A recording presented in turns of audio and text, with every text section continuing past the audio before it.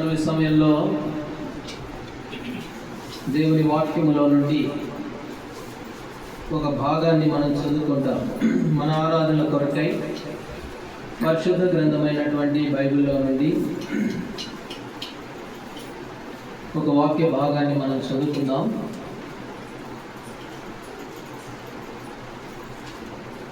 మత్తయి సువార్త 28వ అధ్యాయం. మత్తయి సువార్త 28వ అధ్యాయము 6వ వచనాన్ని అందరము కలిసి చదువుకుంటాం. మత్తయి సువార్త 28 6వ వచనం. ఆయన ఇక్కడ లేడు, తాను చెప్పినట్టే ఆయన లేచి ఉన్నాడు, రండి ప్రభు పండుకొని ఉన్న స్థలము చూచి. మరొకసారి చదువుకుందాం. ఆయన ఇక్కడ లేడు, తాను చెప్పినట్టే ఆయన లేచి ఉన్నాడు. చాలు. ఈ భాగంలో ప్రభువైన యేసుక్రీస్తు వారు ఆయన తిరిగి లేచాడు. ఆయన చనిపోయాడు, సమాధి చేయబడ్డాడు. 3వ దినాన ఆయన తిరిగి లేచాడు. ఇప్పుడు సమాధి దగ్గరికి వెళ్ళారు వీళ్ళు. వెళ్తే మరి అక్కడ ఉన్నటువంటి దూతలు వారికి చెప్పారు, మీరు ఎందుకు ఇక్కడ వెతుకుతున్నారు?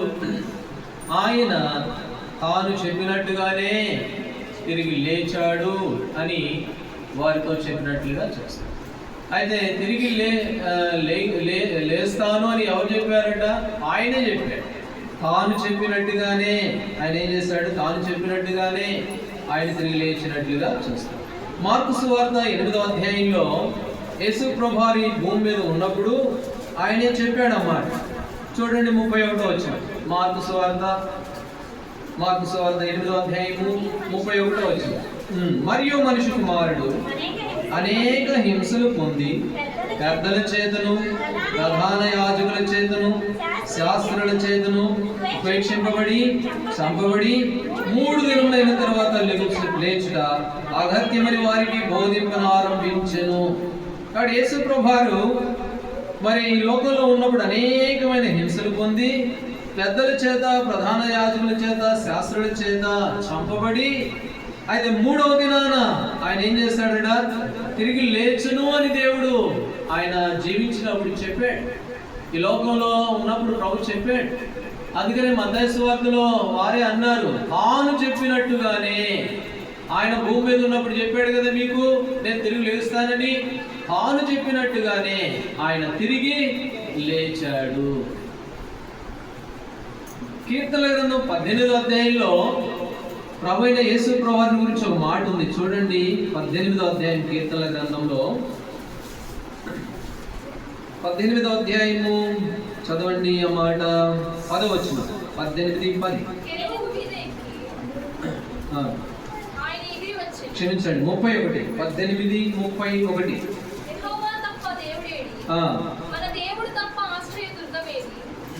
8వ అధ్యాయం 16వ అధ్యాయము మనం 18 చూసాం కదా, క్షమించాలి. 16వ అధ్యాయము 10వ వచనం. 16:10. ఎందుకనగా నీవు నా ఆత్మను పాతాళములో విడిచిపెట్టవు, నీ పరిశుద్ధుని కుళ్ళుబట్టనీయవు. నీవు నా ఆత్మను పాతాళములో విడిచిపెట్టవు, నీ పరిశుద్ధుని నీవేం చేయవు? కుళ్ళుబట్టనీయవు. అందుకనే ఆయన 3వ దినాన తిరిగి లేచాడు. ఆయన కుళ్ళిపోయిన వాడు కాడు, సమాధిలో ఉన్నవాడు కాడు. ఆయన బ్రతికున్నప్పుడు చెప్పాడు, నేను పెద్దల చేత చంపబడతాను, ప్రధాన యాజకుల చేత హింసించబడతాను, చంపబడతాను, శిలువ మరణం పొందుతాను, అదే విధంగా 3వ దినాన్ని తిరిగి లేస్తాను. దేవుడు చెప్పాడు. ఆ రీతిగానే ఆయన 3వ దినాన్ని తిరిగి లేచాడు. అందుకని దేవుని వాక్యంలో రాయబడింది, నీ పరిశుద్ధుని నీవు కుళ్ళుబట్టనీయవు. యోబు ఒక మాట అన్నాడు, చాలా చక్కటి మాట అన్నమాట. యోబు గ్రంథంలో 2వ మాట చదువుతాం. 19వ అధ్యాయం. యోబు గ్రంథం 19వ అధ్యాయము 23 నుంచి చదవండి. 23 నుంచి. నా మాటలు రాయబడవలనని నేను ఎంతో కోరుచున్నాను, అవి గ్రంథములో రాయబడవలనని నేను ఎంతో కోరుచున్నాను.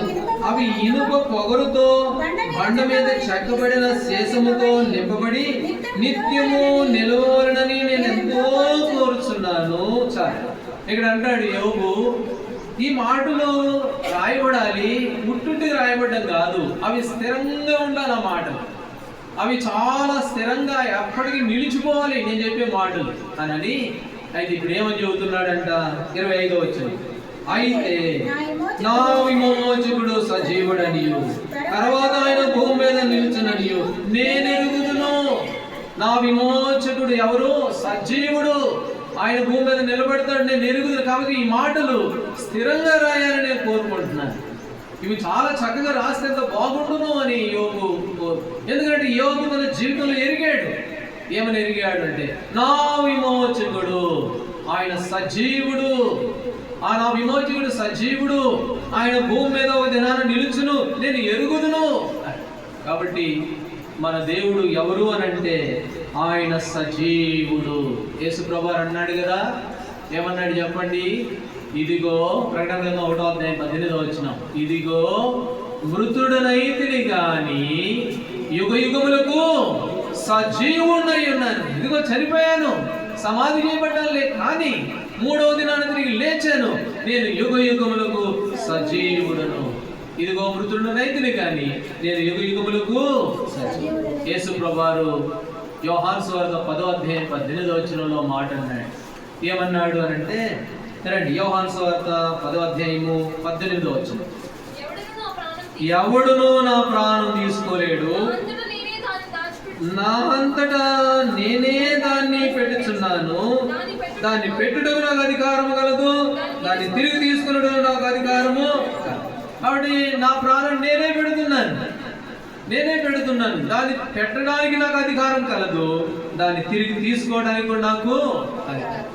కాబట్టి మనం ఆరాధించే మన ప్రభువు ఎవరు అని అంటే మృతుడు కాదు, ఆయన సజీవుడు, ఆయన మృత్యువుని లేచిన వాడు. నాడు చాలా మంది వచ్చారు లోకంలో.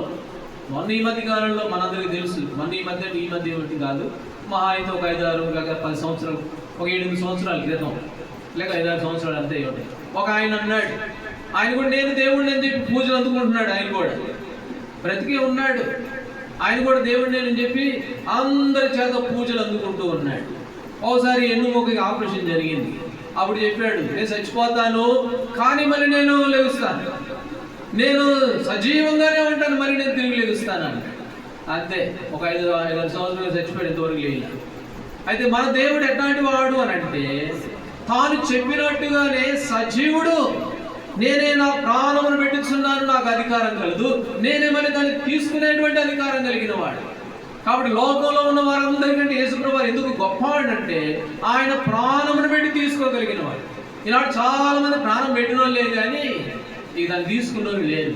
ప్రాణం మీద అధికారం కలిగిన వారు, మరణం మీద జీవితం కలిగిన వారులే. నేటికి యేసుప్రభువు సమాధి తెరవబడి ఖాళీగా ఉంది. అందుకని తాను చెప్పినట్టుగా ఆయన ఏం చేస్తున్నాడు? తిరిగి లేచిన దేవుడు. మనం ఆరాధించే దేవుడు సామాన్యుడు కాదు, మనం పూజించే దేవుడు సామాన్యుడు కాదు. ఆయన ఎవరు అంటే ఇదిగో మృతుడనైతేలే కానీ నేను యుగ యుగములు సజీవుడను. ఆ మాట తండ్రిన దేవుడు యేసు ప్రభువు గురించి అన్నాడు. యెషయా గ్రంథం 53వ అధ్యాయం 10వ వచనంలో చదవండి. యెషయా గ్రంథం 53:10. 53వ అధ్యాయము. అతను నలుగొట్టుటకు ఇష్టమాయను, కలిగజేసెను, సాతాను చూచును, అతడు దీర్ఘాయుష్మంతుడగును.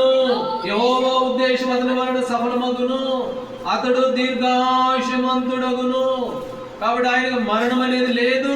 నలుగొట్టబడతాడు, ప్రాణం పొడవబడతాడు, వ్యాధిని అనుభవిస్తాడు, కాబట్టి శిలువలో మరణిస్తాడు. కానీ అతడు ఎవరట? దీర్ఘాయుష్మంతుడు. ఆయన సజీవుడు. మరణంలో ఓడిపోయిన వాడు కాడు. అపోస్తుల కార్యం 2వ అధ్యాయంలో వాళ్ళే అన్నారు. చూడండి, అపోస్తుల కార్యం 2వ అధ్యాయం 32వ వచనం. ఈ యేసును మీరు చంపారు. 2వ అధ్యాయం 32వ వచనం. ఈ యేసును దేవుడు లేపెను, దీనికి మేమందరము సాక్షులము.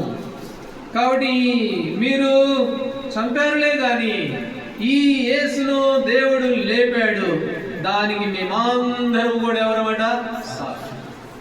కాబట్టి మన ప్రభు పునరుద్ధానుడు, ఆయన తిరిగి లేచిన వాడు, మరణమును గెలిచినటువంటి దేవుడు, మరణం మీద అధికారం కలిగిన వాడు. యోహాను సువార్త 11వ అధ్యాయంలో ప్రభు అన్నాడు, చదవండి ఆ మాట. యోహాను సువార్త 11వ అధ్యాయము 25వ వచనం. యోహాను సువార్త 11:25. అందుకు యేసు, పునరుద్ధానమును జీవమును నేనే, నా యందు విశ్వాసముంచువాడు చనిపోయినను పునరుద్ధానమును జీవమును నేనే. అదే 14వ అధ్యాయం 2వ వచనం, 6వ వచనం. నేనే మార్గమును సత్యమును జీవమునై ఉన్నాను, పునరుద్ధానమును నేనే, నా ద్వారానే తప్ప ఎవడు కూడా. ఎందుకంటే నేనే పునరుద్ధానుడును, నేనే జీవం కలిగిన వాడును, నా ద్వారానే తప్ప ఎవడు కూడా తండ్రి రాజ్యానికి చేరు. కాబట్టి మన ప్రభువు ఆయన ఏమై ఉన్నాడంటే మార్గమై ఉన్నాడు, ఆయన సజీవుడు, ఆయన తిరిగి లేపబడిన వాడు. నా అంతటి నేనే నా ప్రాణాన్ని పెడుతున్నాను, దాన్ని మళ్ళీ తీసుకునే అధికారం కూడా నాకు కలదు. అంతగా అధికారం కలిగినదే. ఈనాడు లోకంలో చాలా మంది మేము కూడా మంచి వాళ్ళమే, మేము కూడా చేసాం, అది చేస్తాం, ఇది చేస్తాం, కాబట్టి మాకు కూడా బలం ఉంది, శక్తి ఉంది అని వచ్చారులే కానీ నేటికి వారి సమాధులు ఇంకా కనబడుతూనే ఉన్నాయి. వారు ఇంకా నీ పరిశుద్ధుడు కుళ్ళుపట్టనీయము అని దేవుని వాక్యంలో రాయబడినట్టు యేసు ప్రభువు కుళ్ళిపోయిన వాడు కాడు, తిరిగి లేచిన వాడు. అందుకని అంటే పునరుద్ధానము జీవుడు నేనే, అందుకే నా ద్వారానే తప్ప ఎవడు కూడా తండ్రి దగ్గరికి రాదు. ఎందుకనంటే నేనే మార్గము, నేనే తిరిగి లేచిన వాడను, నేనే సజీవుడను, నా ద్వారా తప్ప ఏ వల్లకూడదు కదా, ఏ మార్గం కూడా లేదు. చిన్నప్పుడు ఇప్పుడు ఎందుకులేండి, ఊర్లో చిన్న చిన్న తెరలు వేసేవాళ్ళు. తెరలు వేస్తే డబ్బులు ఉండేవి కావు, ఏమైనా సందులు దొరికితే ఏమో ఎత్తుకునే వాళ్ళు దారి. కాబట్టి ఏ దారి కూడా లేదు ప్రభు దగ్గరికి వెళ్ళడానికి, ఒకటే దారి, ఆయనే మరి మార్గము సత్యము జీవమై ఉన్న. కాబట్టి ఇక్కడ మనం చూస్తాము మత్తయి సువార్త 28వ అధ్యాయంలో తాను చెప్పినట్టే ఆయన లేచి ఉన్నాడు, తాను చెప్పినట్టుగానే చేశాడు, అబద్ధమాడేవాడు కాడు. కాబట్టి తాను చెప్పినట్టుగా ఆయన తిరిగి లేచినటువంటి దేవుడిగా ఈ భాగంలో మనం చూస్తాం. మరలా చదవండి మత్తయి సువార్త 28వ అధ్యాయము 6వ వచనం. ఆయన ఇక్కడ లేడు, ఆయన ఇక్కడ లేడు, తాను చెప్పినట్టుగానే ఆయన లేచి ఉన్నాడు. కాబట్టి ఆయన ఇక్కడ ఏమన్నాడు, ఇక్కడ లేడు, ఆయన ఇక్కడ లేడు. అయితే మనం ఎక్కడున్నాం? దేవుడు అడిగాడు. ఎవరిని అడిగాడు చెప్పండి? ఎవరిని అడిగాడు? దేవుడు ఒక ఆయన అడిగాడు. ఏమన్నాడు? ఆదాము నువ్వు ఎక్కడున్నావు? ఆదాము నువ్వు ఎక్కడ? ఆదికాండం 3వ అధ్యాయంలో, ఆదికాండం 3వ అధ్యాయం 9వ వచనంలో ఆదాము నువ్వు ఎక్కడ అంటే ఎక్కడున్నాడు? ఆదాము పాపంలో ఉన్నాడు, పాపం చేసి భయపడి దాంకొని ఉన్నాడు. యేసు ప్రభువు అక్కడ లేడులే కానీ మనమైతే ఎక్కడున్నాము అంటే, మరి ఆదాము ఎక్కడున్నాడు అంటే పాపం చేసిన వాడుగా దాంకొని ఉన్నాడు. అక్కడున్నాడు ఆదాము. రోమిలికి రాసిన పత్రిక లేదా యోహానుకు రాసిన మొదటి పత్రిక 3వ అధ్యాయం 4వ వచనం చదవండి. యోహానుకు రాసిన మొదటి పత్రిక 3వ అధ్యాయం 4వ వచనం. పాపము చేయ ప్రతివాడు ఆజ్ఞను అతిక్రమించును, ఆజ్ఞ అతిక్రమమే పాపము. ఆదాము ఎక్కడున్నాడు అని అంటే దేవుడు చెప్పాడు, ఒక ఆజ్ఞ ఇచ్చాడు, ఇదిగో నాయన ఇది చేయొద్దు అన్నాడు, దాన్ని చేశాడు మానవుడు. అందుకనే పాపం ఆజ్ఞ అతిక్రమమే పాపం. పాపం అంటే కత్తి పట్టుకుని ఒకరు పడవడం కాదు, లేకపోతే అజ్జేయడం చేయడం అది ఇది అనుకుంటాం మనం, అది పాపాలే కాదనట్లేదు. కానీ ఆజ్ఞ అతిక్రమమే పాపము. కాబట్టి ఆజ్ఞను అతిక్రమించడమే ఆదాము చేసిన పాపం. అందుకని ఆదాము ఎక్కడున్నాడు అని అంటే పాపంలో ఉన్నాడు. ఇప్పుడు చదవండి రోమిలికి రాసిన పత్రిక 5వ అధ్యాయం 12వ వచనం. రోమా 5:12 చదవండి. 5వ అధ్యాయం 12వ వచనం. ఇట్లుండగా ఒక మనుషుని ద్వారా పాపం ద్వారా మరణము లోకములో ఎలాగో ప్రవేశించునో అలాగనే మనుషులందరూ పాపం చేసినందున అందరికీ సంప్రాప్తం అయిపోయింది. మరణము అందరికీ ఏమైపోయిందట? సంప్రాప్తమైతూ వచ్చింది. కాబట్టి ఇప్పుడు చెప్పొచ్చు రోమా 3:23 ప్రకారం ఏ భేదం లేదు, అందరూ పాపం చేసేవారు. ఇప్పుడు అందరూ ఎక్కడున్నారు అంటే ఆదాము ఎక్కడున్నాడు? అక్కడ ఉన్నాడు. ఆదాము ఎక్కడున్నాడు? ఎలాగ పాపంలో ఉన్నాడో దాంకొని ఉన్నాడో మనుషులందరూ కూడా అక్కడే ఉన్నారు. యేసుప్రభు వారు మాత్రం అక్కడ లేడు. యేసుప్రభు వారు ఇక్కడ లేడు. మనమైతే ఎక్కడ ఉన్నాం? మనమైతే పాపంలోనే ఉన్నాం. పాపం వల్ల వచ్చే జీతము మరణము అని దేవుని వాక్యం సెలవిస్తుంది. యోసేపు చచ్చిపోయాడు అని వాళ్ళ యాకోబు కొడుకులు వచ్చి యాకోబుతో మాట్లాడినప్పుడు రండి ఆదికాండం 37వ అధ్యాయం. అప్పుడు యాకోబు ఒక మాట అన్నాడు. ఆదికాండము 37వ అధ్యాయము 35వ వచనం చదవండి. 37-35 చదువు. అందరూ అతని కుమార్తెలందరూ అతను ఓదార్చుటకు యత్నం చేసిరి. అయితే అతడు ఓదార్పునందునలక నేను అంగలార్చుచు మృతుల లోకమునకు నా కుమారుని యొద్దకు వెళ్ళెదనని చెప్పి. ఇప్పుడు యాకోబు అంటున్నాడు, నేను చనిపోతాను, చనిపోయి ఎక్కడికి వెళ్తాను? మృతుల లోకానికి నేను వెళ్తాను. కాబట్టి మృతులు ఉండేటువంటి లోకం ఒకటి ఉంది, అక్కడికి నేను వెళ్తాను. కాబట్టి పాపం వల్ల వచ్చే జీతము ఏమిటి అని అంటే మరణము. మృతుల లోకము. మృతుల లోకం అని అంటే మృతుల లోకం అంటే ఏంటి అని అంటే అది పాతాళము. అక్కడ ఎవరుంటారు? ఈ మృతుల లోకంలో ఎవరుంటారు? యెషయా గ్రంథం 14వ అధ్యాయం. యెషయా గ్రంథం 14వ అధ్యాయంలో ఈ మృతుల లోకములో ఎవరుంటారు అని అంటే రండి 15వ వచనం. యెషయా గ్రంథం 14:15. నీవు పాతాళమునకు నరకములో ఒక మూల త్రోయబడితివే. కాబట్టి నరకములో, మృతుల లోకములో, పాతాళంలోకి అపవాదిని దేవుడు తోసివేశాడు. ఇప్పుడు మృతుల లోకములో లేక పాతాళంలో ఎవరుంటారు అని అంటే అపవాది ఉంటాడు. అందుకనే 2 వ్యక్తులు చనిపోయారు లూకాసు వార్త 16వ అధ్యాయంలో. 2 వ్యక్తులు చనిపోతే ఒక ఆయనేమో అబ్రహాం రొమ్మును ఆనుకొని ఉన్నాడు. ఇంకొక ఆయనేమో అడిగాడు, అయ్యా మీ కొడుకు అంటున్నావు కదా, లాజరును ఒకసారి పంపిస్తావా, కొంచెం నీళ్లు పంపించానంటే అప్పుడు అబ్రహాం సమాధానం చెప్పాడు. ఏమని చెప్పాడు చెప్పండి? కుమారుడు అయినా ఏమన్నాడు?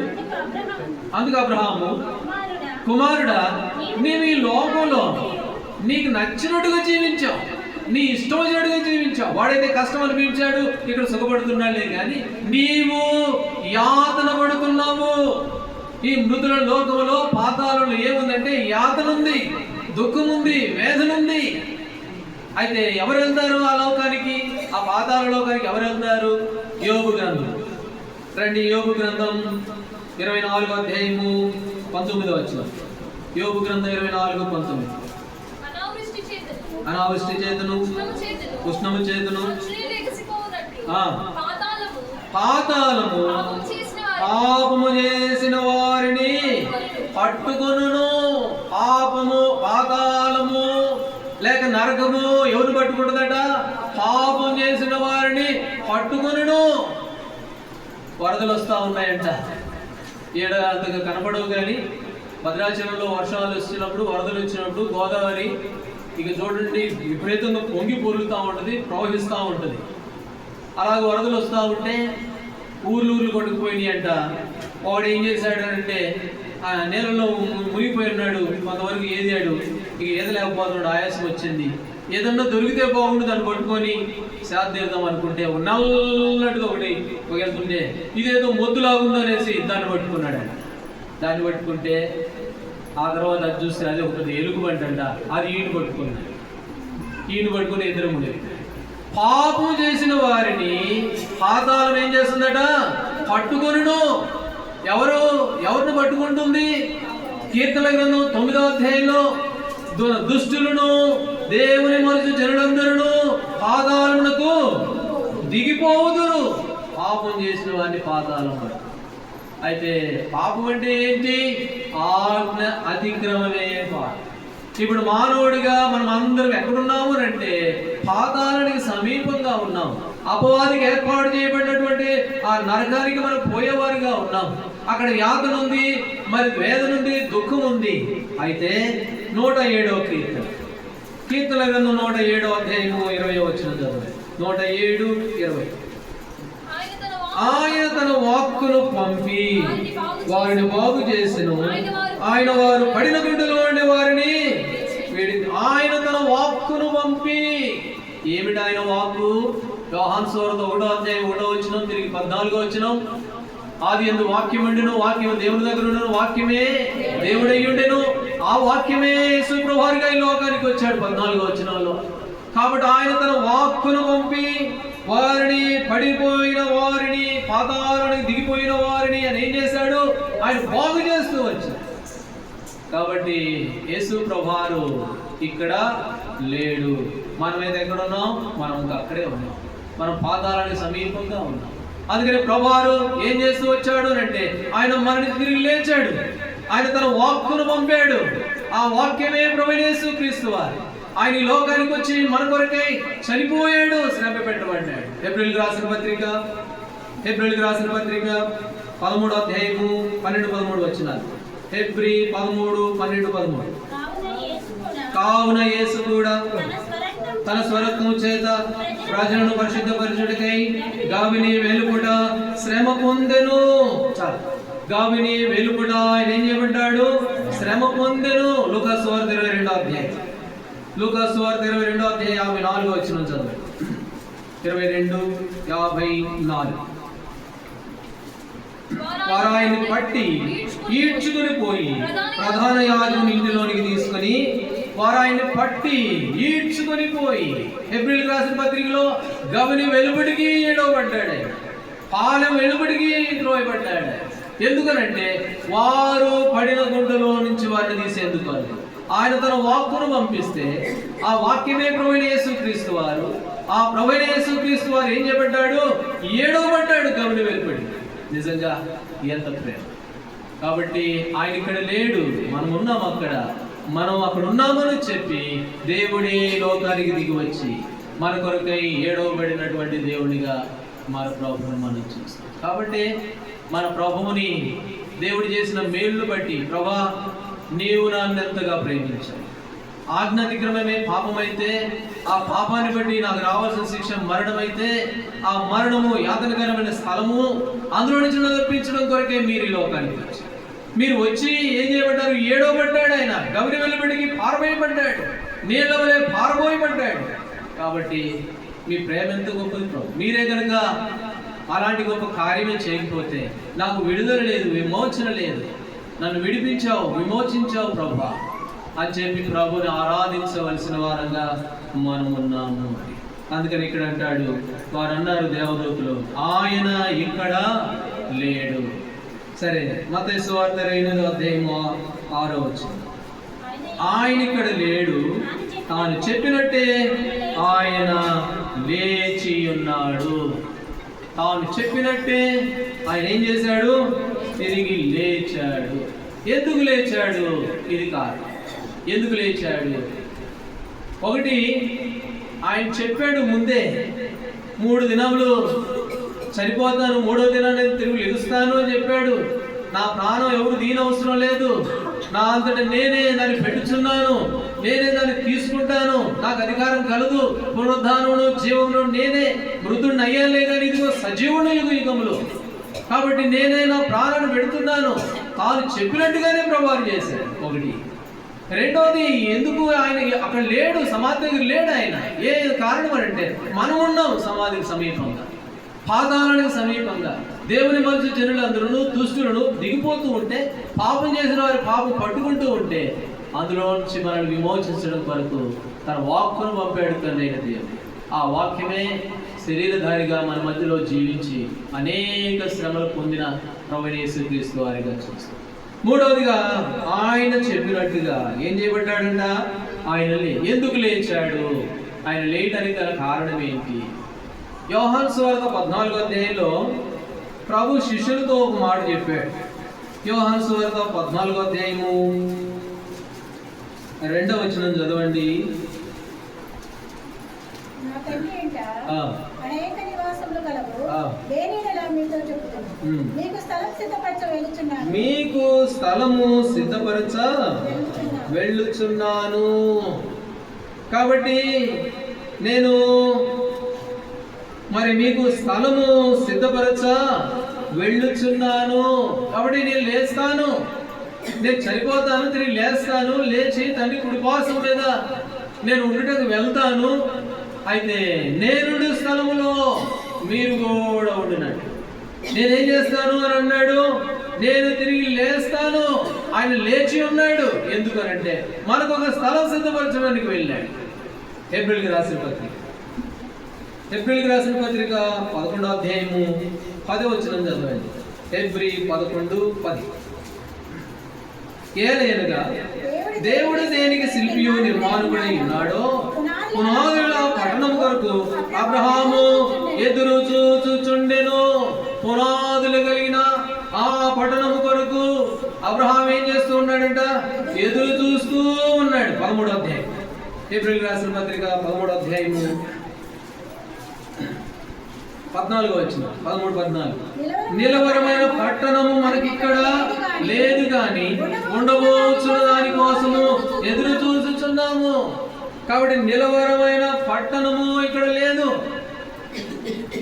కాబట్టి మన హక్కు ఇక్కడ లేదు. అయితే ఉండబోయే దాని కొరకు భక్తులైన వారు పునాదులు కలిగిన పట్టణం కొరకై వారు ఎదురు చూస్తూ వచ్చారు. కాబట్టి ప్రభువారు మనకు స్థలము సిద్ధపరచడానికి ఆయన తిరిగి లేచి ఆయన పరలోకములో ఉన్నాడు. ప్రభు అన్నాడు, నేనుండే స్థలంలో మీరు కూడా ఉంటారు. కాబట్టి మీ కొరకు స్థలం సిద్ధపరుస్తున్నాను. అందుకనే మరి దేవుని విడుదలైన వారు ఆరంభం నుంచి పునాదులు కలిగిన ఆ పట్టణం కొరకు ఎదురు చూశారు, ఉండబోయే దాని కొరకు ఎదురు చూశారు. మన పౌరస్థితి ఇక్కడ లేదు, అక్కడ దాని కొరకే వారు ప్రయాసపడుతూ వచ్చారు. కాబట్టి ఇక్కడ చూడండి, లూకా సువార్తలో ఒక మాట చదువుతాం. 24వ అధ్యాయం లూకా సువార్త 24వ అధ్యాయం 5వ వచనంలో అక్కడ ఉన్నటువంటి వారితో దేవదూత మాట్లాడుతూ 24:5 వారు భయపడి ముఖమును నేల మోపి ఉండగా వీరు సజీవుడైన వారిని మీరెందుకు మృతులలో వెతుకుతున్నారు? ఆయన సజీవుడు, ఆయన తిరిగి లేచాడు. ఇంకెందుకు వెతుకుతున్నారు మృతుల్లో? కాబట్టి మరి మనుషులందరి కొరకై ఆయన ఒక స్థలాన్ని సిద్ధపరచడానికి వెళ్ళాడు. రోమిలకు రాసిన పత్రికలో కూడా చదువుతాం రండి. 14వ అధ్యాయం 9వ వచనం. రోమా 14:9. 14వ అధ్యాయము 9వ వచనం. తాను మృతులకును సజీవులకును ప్రభువైయుటకు ఇందు నిమిత్తమే కదా క్రీస్తు చనిపోయి మరలా బ్రతికే. ఆయన సజీవులకు మృతులకు ఆయన దేవుడు. ఇందుకొరకే చనిపోయాడు, తిరిగి లేచాడు. ఇంకొక మాట కూడా రాయబడింది తెస్సలోనికీయులకు రాసిన పత్రికలో. ఆ మాట కూడా చదువుతాం రండి. 4వ అధ్యాయం 1 తెస్సలోనికీయులకు రాసిన పత్రిక 4వ అధ్యాయము 16-17 వచ్చిన 16-17. ప్రధాన దూత శబ్దముతోను దేవుని బోరతోను పరలోకమునుడి ప్రభు దిగి వచ్చును. క్రీస్తునందుండి మృతులైన వారు మొదట లేతురు. ఆ మీద సజీవులమై నిలిచియుండు మనము కూడా ఏకముగా ప్రభువుని ఎదుర్కొనుటకు ఆకాశ మండలం మేఘం మీద కొనిపోబడుదుము. ఇక్కడ కాబట్టి మరి సజీవులమైన మనము మృతులైన వారు ఏకముగా కలిసి ఆ రాజ్యము కొరకై సిద్ధపడేవారు. ఇది దేవుని సంకల్పం, దేవుని ఉద్దేశం. ఆయన తిరిగి లేచడం ద్వారా ఇలాంటి గొప్ప ఆధిక్యత. కాబట్టి లోకంలో ఉన్న మనం అందరము కూడా ఒక దినానికి నిలవరమైన పట్టణం కాదు, ఉండబోయే దాని కొరకు ఎదురు చూస్తూ ఉన్నాం. అక్కడ యుగ యుగాలు ప్రభుతో సదాకాలం ఉంటాం కనుక అయితే ఒక దినం వస్తుంది, ఆయన ప్రధాన దూత శబ్దంతో ఆర్భాటంతో భూమి మీదకి వచ్చినప్పుడు సజీవులంగా ఉన్నవారును ప్రభువునందు మృతులైన వారును అందరూ కలిసి ఆయనతో పాటు నాతో మీరును మీతో కూడా నేనును ఉండినట్లు. కాబట్టి ప్రభుతో సదాకాలం ఉండేవారు. ఇవన్నీ ఆశీర్వాదం, ఈ గొప్ప ఆధిక్యత అంతా కూడా ప్రభువైన యేసుక్రీస్తు వారు చనిపోయి సమాధి చేయబడి 3వ దినాన తిరిగి లేచడం ద్వారా వచ్చింది. యోహాను సువార్త 6వ అధ్యాయము 40వ వచనం. 6:40. కుమారుని చూచి ఆయన యందు విశ్వాసము ఉంచు ప్రతివాడును నిత్యజీవం పొందుటయే నా తండ్రి చిత్తము, అంత్య దినమున వానిని నేను లేపుదును. కాబట్టి ప్రభు బిడ్డలైన వారు బ్రతికించబడతారు.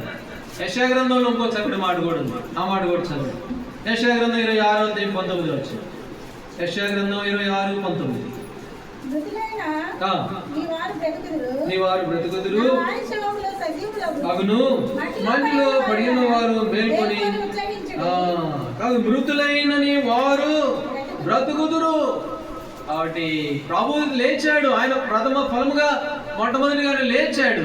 ఆయన ఏ విధంగా లేచాడు, ప్రభు బిడ్డలైన వారు కూడా, ప్రభు నందుని మృతులైన వారు కూడా తిరిగి ఆయనతో పాటు లేచేవారుగా ఉన్నారు. మన సజీవులంగా ఉన్న మనమును, ప్రభువునందుండి మృతులందున మృతులను అందరము ఏకముగా దేవుని రాజ్యములో, పరలోకములో, శ్రేష్టమైన రాజ్యములో ఉండేందుకు కొరకు ప్రభు యేసుక్రీస్తు వారు ఆయన లేపబడుతూ వచ్చాడు. అందుకనే ఆయన లేచి ఉన్నాడు అనే మాట. ఇంకొక మాట కూడా చదవండి. కీర్తనల గ్రంథం 27వ అధ్యాయం. కీర్తనల గ్రంథం 27వ అధ్యాయం 13వ వచనం. 27:13. సజీవుల దేశమున నేను యెహోవా దయను పొందుదనన్న నమ్మకము నాకు లేని ఎడల నేనేమవుదును. ఇక్కడ అంటున్నాడు భక్తుడు, ఏమంటున్నాడు? సజీవులుండే దేశము. కాబట్టి ఆయన ఉండే దేశము సజీవుల దేశము. నేను మృతుడయ్యాను కానీ యుగయుగులు సజీవుని అన్నాడు కదా. ఆయన ఉండే దేశము సజీవులున్న దేశము.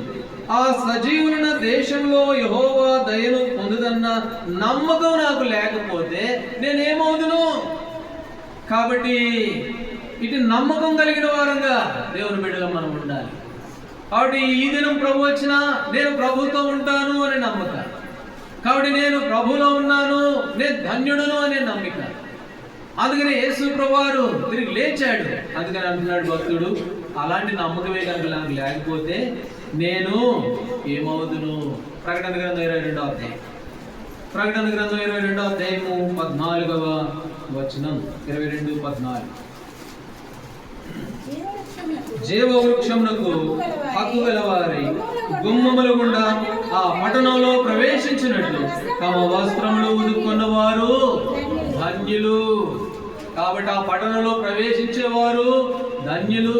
ఆ పట్టణంలో ప్రవేశిస్తాము అనే నమ్మకం ఉంటే ధన్యులు. ఒకవేళ నమ్మకమే కనుక లేకపోతే మనం ఏమైపోదుమో ఏమో. కాబట్టి ప్రభువైన యేసుక్రీస్తు వారు సమాధి చేయబడ్డాడు. మత్తయి సువార్త 28వ అధ్యాయం 6వ వచనంలో ఆయన సమాధి చేయబడ్డాడు. ఉదయకాలంలో మీరు వెళ్ళారు. ఆ సమాధి దగ్గరికి వెళితే అప్పుడు దేవదూతలు అన్నారు, తాను చెప్పినట్టుగా. ఆయన ఈ భూమి మీద ఉన్నప్పుడు మీకు చెప్పాడు కదా, నేను చనిపోతాను తిరిగి లేస్తానని చెప్పాడు కదా. తాను చెప్పినట్టుగానే లేచాడు. ఆయన చెప్పినట్టుగా చేశాడు. ఆయన ప్రభావం కలిగిన దేవుడు, ప్రభావంతో నిరూపించబడ్డాడు ఎబ్రియలు రాసిన పత్రికలో. కాబట్టి ఆయన తిరిగి లేచిన సజీవుడు వారు అన్నారు అన్నమాట. రెండవదిగా ఆయన ఇక్కడ లేడు. మనమైతే ఎక్కడున్నాం? ఇక్కడే ఉన్నాం. ఆదాము ఎక్కడున్నాడు? పాపంలో ఉన్నాడు. ఎక్కడున్నావు ఆదాము అని అంటే భయపడ్డాడు. ఏ కారణం అంటే ఆజ్ఞను అతిక్రమించాడు, పాపం చేశాడు.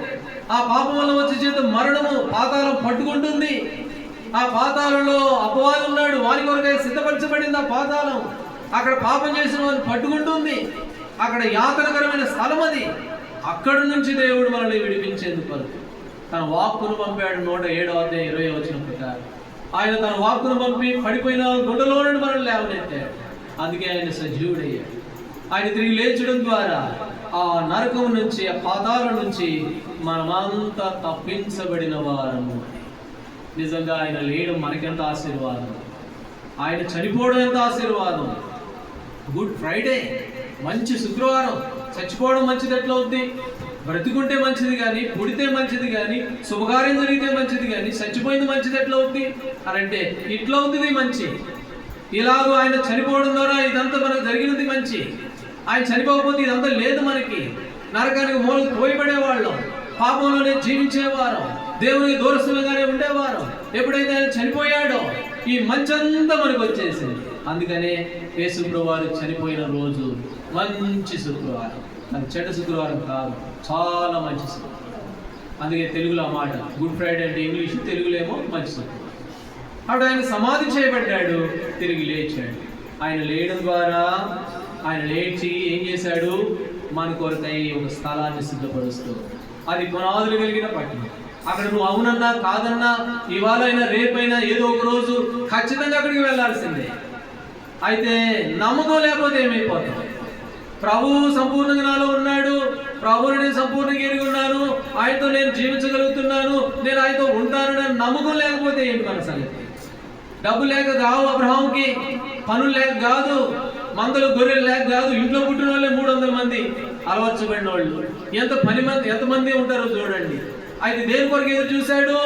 పునాదుల పట్టణం కొరకు ఎదురు చూశాడు. ఎందుకంటే ఇది నిలవరమైన పట్టణం కాదు, ఇది అక్కడే నేను ఉండాలి అని చెప్పి ఎరిగిన వాడే. యోబు అన్నట్లుగా నా విమోచకుడు సజీవుడు, నేను ఎరుగుదును, వ్యాధి వచ్చింది రాని, ఆస్తి పోయింది పోని, వాళ్ళంతా చిలపెంకులు తెచ్చి రుద్దుకోవాల్సిన పరిస్థితి రాని, కానీ నేను నా దేవుడిని ఎరుగును, నా దేవుడు సజీవుడు, ఒక దినాన భూమి మీద నిలబడతాడు. ఈ రాయండి, స్థిరంగా రాయండి అని అన్నాడు యోబు గ్రంథం 19వ అధ్యాయం. కాబట్టి ఆయన తిరిగి లేయడం ద్వారా ఆయనతో ఉండే సదాకాల ఆశీర్వాదాలను మనం తీసుకొని రాబడి. కాబట్టి ఆయనతో పాటు ఆయనలో ఉండి మృతి నొందిన వారు ఆయనతో పాటు లేస్తారు, సజీవమైన మనం కూడా ఆయన ఎదుర్కొనే వారంగా. ఇది గొప్ప ఆశీర్వాదం. కాబట్టి ఇందుకొరకే దేవుని ప్రభు బిడ్డలుగా మనం ఎదగాలి. ఆయన అంగీకరించేది ఇందుకొరకే, యేసు ప్రభువుని తెలుసుకోవాల్సింది కూడా ఇందుకొరకే. ఈ భూమి మీద డబ్బులు వస్తాయి, పొలాలు వస్తాయి, కుటుంబాలు, ఇందుకొరకు కాదు. ఒకవేళ ప్రభు చిత్తమైతే ఇస్తాడేమో, ఇకపోయినా ఏం చేయలేదులే. కానీ ఎందుకు ప్రభువు దగ్గరికి రావాలి అని అంటే, ఒక రాజ్యం ఉంది మన కొరకే, దాంట్లో సదాకాలం ఉన్నాయి. దాంట్లో లేదు అని అంటే ఒక మూల ఉంది, అక్కడ అపవాది తోయబడ్డాడు, అక్కడ వేదన దుఃఖము ఒక్క చుక్క కూడా దొరకదు, మంచిది పండ్లు కొరకడం తప్ప ఇంకేమీ. కాబట్టి దాని నుంచి తప్పించుకునేందుకు కొరకు యేసు ప్రభువారు కలువరి శిలువలో మరణించాడు, పట్టబడ్డాడు, గొర్రె పిల్ల మౌనం వహించినట్టుగా ఆయన మౌనం దాచాడు. ఎందుకు ఆయన చనిపోయాడు? ఆయనకు కొట్టడానికి శక్తి లేక కాదు. నేను తలుచుకుంటే పేతురు తీసి కత్తిని వరలో పెట్టుకో, నేను కనుక ఇప్పుడు వేడుకున్నానంటే నా తండ్రి కొన్ని వేల సైన్యాన్ని పంపించగలడు. కానీ కాదు, అది కాదు. నేను చనిపోవాలి, నేను తిరిగి లేయాలి, లేస్తేనే నీకు మంచి శుక్రవారం, లేస్తేనే నీకు నాతో పాటు పాలు అని చెప్పి దేవుడు కలువరి శిలువలో మరణించి సమాధి చేయబడి 3వ దినాన తిరిగి లేచాడు. వారు అన్నారు, ఆయన ఇక్కడ లేడు, ఆయన తాను చెప్పినట్టే ఆయన లేచి ఉన్నాడు, తిరిగి లేపబడిన దేవుడు. ఇలాంటి దేవుడిని కలిగి ఉన్నాం మనం. నిజంగా ఎంత ధన్యులు. కాబట్టి ఎంత గొప్ప ధన్యతలోనికి మనం తీసుకొని రాబడ్డాం. ఇది లోకంలో ఎవరికి లేని భాగ్యం. కాబట్టి ప్రభు మనకి ఇచ్చాడు, జగత్పునాది వేయబడక మునిపే ఇచ్చాడు, తల్లి గర్భంలో ఉన్నప్పుడే మనల్ని ఎరిగి మనకి ఇచ్చాడు.